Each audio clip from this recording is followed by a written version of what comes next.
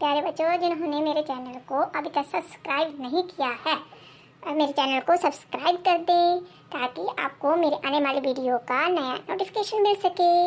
Like और share भी जरूर कर देना। हेलो माय डियर चिल्ड्रन, हमने पिछले वीडियो में पढ़ा था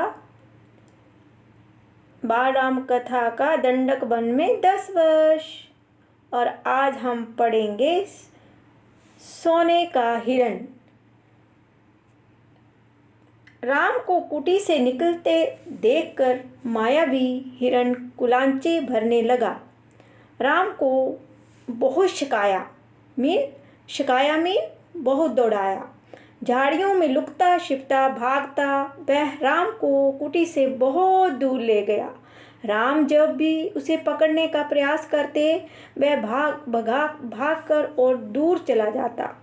हिरण चालाक था, वह इतनी दूर कभी नहीं जाता था कि पहुंच से बाहर लगे। राम के सारे प्रयास विफल हुए। विफल मीन बेकार गए, मीन सफल नहीं हुए। वे हिरण को पकड़ नहीं पाए। उन्होंने उसे जीवित पकड़ने का विचार त्याग दिया। धनुष उठाया, निशाना साधा और एक बाण उस पर छोड़ दिया। बाण लगते ही हिरण गिर पड़ा। धरती पर गिरते ही मारीच अपने असली रूप में आ गया। तो बच्चों, सोने का हिरण का रूप किसने धारण किया था? मारीच ने माया से केवल अपना रूप नहीं बदला था, आवाज़ भी बदल ली थी। अपनी आवाज़ राम जैसी बना ली थी। धरती पर पड़े हुए वह जोर से चिल्लाया, हा सीते, हा लक्ष्मण।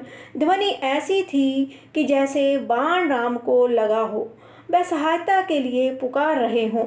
बाण का प्रहार गहरा था। प्रहार मीन चोट। बाण की जो चोट थी वो गहरी थी। तो मारीच उसे अधिक देर तक सहन नहीं कर पाया। वह छटपटाता रहा। जल्दी ही उसके प्राण पखेरु उड़ गए। प्राण पखेरु मीन उसके प्राण निकल गए। रावण एक विशाल वृक्ष के पीछे खड़ा था। वह प्रसन्न था। उसकी चाल सफल हो गई थी। मारीच ने अपनी भूमिका अच्छी तरह निभाई थी। अब तक सब कुछ वैसा ही हुआ जैसा उसने सोचा था। उसे राक्षस अंकपन की बात याद आई। सीता का हरण हो तो राम के प्राण निकल जाएंगे, वह निशक्त हो जाएंगे। मीन शक्ति निशक्त मीन वो शक्तिहीन हो जाएंगे। जब उनसे सीता उनके पास से चली जाएगी तो वह शक्तिहीन हो जाएंगे। वह अगले चरण की तैयारी में जुट गया। मारीच की पुकार राम ने सुनी। वह पास ही थे। उन्हें समझने में देर नहीं लगी कि पुकार की मंशा क्या है। मंशा मीन इच्छा। मायावी मारीच की पूरी चाल उनके सामने खुल गई। हिरण जानबूझकर भागता रहा, उन्हें कुटिया से दूर ले जाने के लिए। वह षड्यंत्र का अगला चरण विफल करना चाहते थे। अब वह उस षड्यंत्र का अगला चरण भी उसको बेकार करना चाहते थे। उनकी चाल में तेजी आ गई ताकि जल्दी कुटिया पहुंच सके। अब ये देखो, आपको चित्र में भी दिखाया गया है रावण और हिरण और सीता। वह मायावी पुकार सीता और लक्ष्मण ने भी सुनी। लक्ष्मण उसका रहस्य तत्काल समझ गए। राम की तरह उन्होंने बाण चढ़ाकर धनुष दृढ़ता से पकड़ लिया, चौकसी बढ़ा दी। वे राक्षसों की अगली चाल का सामना करने के लिए तैयार थे। साथ ही राम का आदेश उन्हें याद था, उनके लौटने तक सीता की रक्षा। लक्ष्मण की ओर से उसमें चूक की कोई संभावना ही नहीं थी। सीता पर वह आवाज़ सुनकर विचलित हो गई, घबरा गई, दौड़कर कुटिया के द्वार पर आई। उन्होंने लक्ष्मण से कहा, तुम जल्दी जाओ, जिस दिशा से आवाज़ आई है उसी ओर। तुम्हारे भाई किसी कठिन संकट में फंस गए हैं। उन्होंने सहायता के लिए पुकारा है। उनकी ऐसी कातर आवाज़ मैंने कभी नहीं सुनी। जाओ लक्ष्मण, जल्दी, आप चिंता ना करें माते। लक्ष्मण ने सीता को आश्वस्त करते हुए कहा, विश्वास दिलाते हुए कहा, राम संकट में नहीं है, हो ही नहीं सकते, उनका कोई कुछ नहीं बिगाड़ सकता। हमने जो आवाज़ सुनी वह बनावटी है, मायावी, राक्षसों की चाल है, मुझे कुटिया से दूर ले जाने के लिए। आप निश्चिंत रहें, भाई राम जल्दी ही आते होंगे।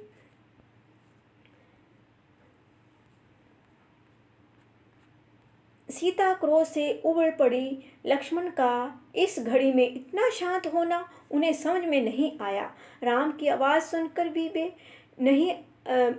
यहीं खड़े रहे, सहायता के लिए नहीं गए। सीता को उसके पीछे षड्यंत्र दिखाई दिया।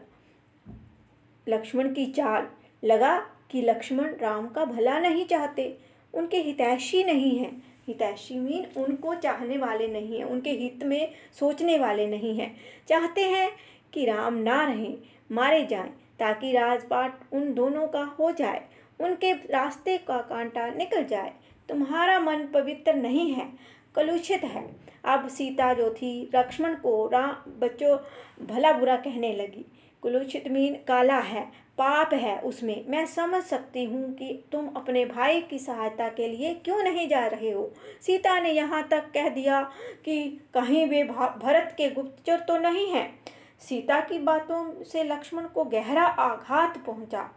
उनका हृदय शलनी हो गया, पर उन्होंने पलटवार उत्तर नहीं दिया। संयम बनाए रखा, सिर झुकाकर सब चुपचाप सुन लिया।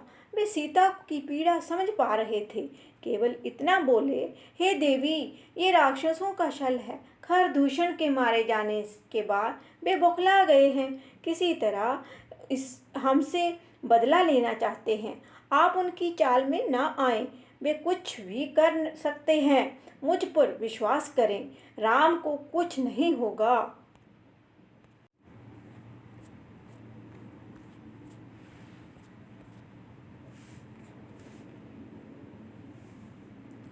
सीता का क्रोध और बढ़ गया और क्रोध में आंखों से आंसू बहने लगे।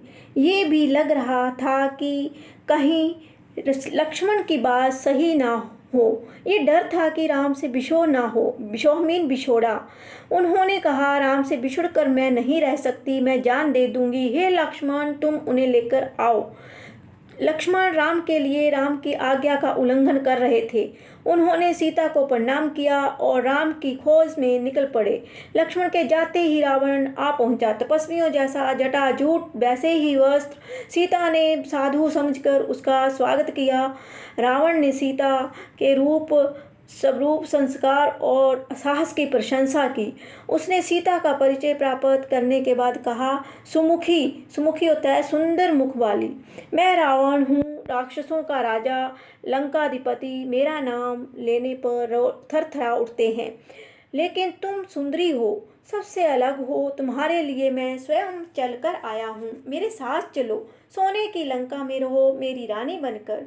सीता क्रोधित हो उठी, कहा, मैं प्राण त्याग दूंगी, लेकिन तुम्हारे साथ नहीं जाऊंगी। मैं राम की पत्नी हूँ, वे महाबलशाली हैं, तुम्हें उनकी शक्ति का अनुमान नहीं है। तो बच्चों, अभी सीता जो है वह राम की शक्ति का वर्णन कर रही है। किसके सामने? रावण के सामने। तुम चले जाओ, नहीं तो तुम्हारा सर्वनाश हो जाएगा। रावण ने सीता की बात अनसुनी कर दी, खींचकर उन्हें रथ में बिठा लिया।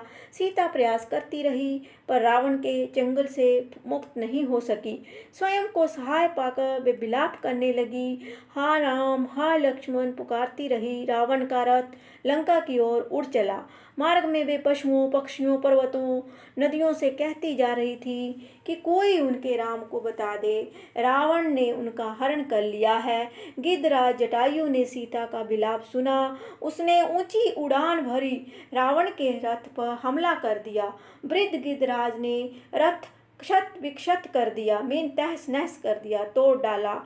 किसने? वृद्ध गिद्धराज ने रावण को घायल कर डाला। क्रोध में रावण ने जटायु के पंख काट दिए। जटायु अब उड़ नहीं सकता था, वह सीधे धरती पर आ गिरा। तो किस रास्ते में कौन मिला? जटायु। जटायु का रावण ने क्या किया? उसके पंख काट दिए। रावण का रथ टूट गया था, उड़ान नहीं भर सकता था। उसने तत्काल सीता को अपनी बाहों में दबाया और दक्षिण दिशा की ओर उड़ने लगा। सीता को लगा कि अब संभवतः कोई नहीं उनकी सहायता नहीं कर पाएगा। उनका बचाव केवल एक ही था, राम को किसी तरह समाचार मिल जाए। उन्होंने अपने आभूषण उतार कर फेंकना प्रारंभ कर दिया। आभूषण बानरों ने उठा लिए। उन्हें आशा थी कि बानरों के पास ये आभूषण देखकर राम समझ जाएंगे, उन्हें पता चल जाएगा कि सीता किस मार्ग से गई है। रावण ने सीता को आभूषण फेंकने से रोका नहीं। उसे लगा कि सीता शोक में ऐसा कर रही है। कुछ ही समय में रावण लंका पहुंच गया। वह अपने धन वैभव से सीता को प्रभावित करना चाहता था। उन्हें लेकर वह सीधा अपने अंतःपुर में गया। तो रावण सीधा सीता को कहाँ पर ले गया था? अंतःपुर में। राक्षसियों को सीता की निगरानी करते रहने को कहा और वहां निकल गया। थोड़ी देर में वह फिर लौटा। सीता को घूरते हुए उसने कहा, सुंदरी, मैं तुम्हें 1 वर्ष का समय देता हूँ। निर्णय तुम्हें करना है। मेरी रानी बनकर लंका में राज करोगी या विलाप करते हुए जीवन बिताओगी? सीता बार बार रावण को धिक्कारती रही, राम का गुणगान करती रही। रावण को क्रोध आ गया। तुम्हारा राम यहाँ कभी नहीं पहुँच सकता, तुम्हें कोई नहीं बचा सकता। तुम्हारी रक्षा केवल मैं कर सकता हूँ। मुझे स्वीकार करो और लंका में सुख से रहो। देखा बच्चों, कैसे सीता को बहका रहा है रावण। पापी रावण, राम तुझे अपनी दृष्टि से जलाकर राख कर सकते हैं। उनकी शक्ति देवता भी स्वीकार करते हैं। मैं उस राम की पत्नी हूँ जिसके तेज और पराक्रम के आगे कोई नहीं ठहर सकता। तेरा सारा वैभव मेरे लिए अर्थहीन है। तूने पाप किया है। राम के हाथों तेरा अंत निश्चित है। राम की इतनी प्रशंसा सुनकर रावण कुछ चिंतित हो गया। उसने सोचा, खरदूषण को मारने वाला अवश्य शक्तिशाली होगा। उसने तत्काल अपने 8 सबसे बलिष्ठ होता है बलवान राक्षसों को बुलाया। कहा, तुम लोग पंचवटी जाओ। राम और लक्ष्मण वहीं रहते हैं। उनका एक एक समाचार मुझे मिलना चाहिए। दोनों पर निगरानी रखो, निगरानी में नजर रखो। मौका मिलते ही उन्हें मार डालो। उधर सीता को पाने के लिए रावण ने अपनी योजना बदली।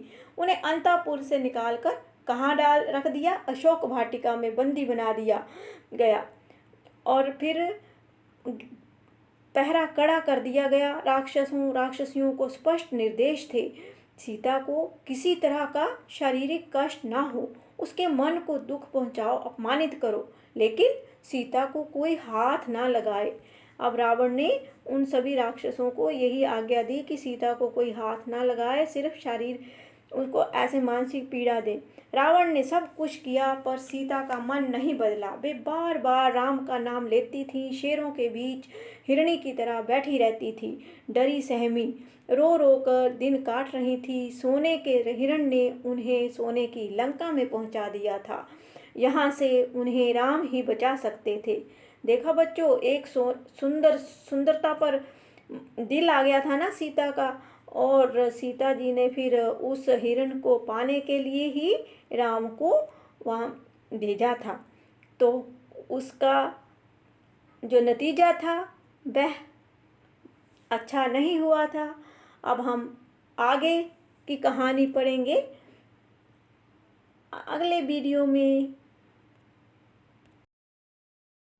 मेरे प्यारे बच्चों, अगर आपको मेरा ये वीडियो अच्छा लगा then don't forget to like, share and subscribe to my channel and also press the bell icon for more updates.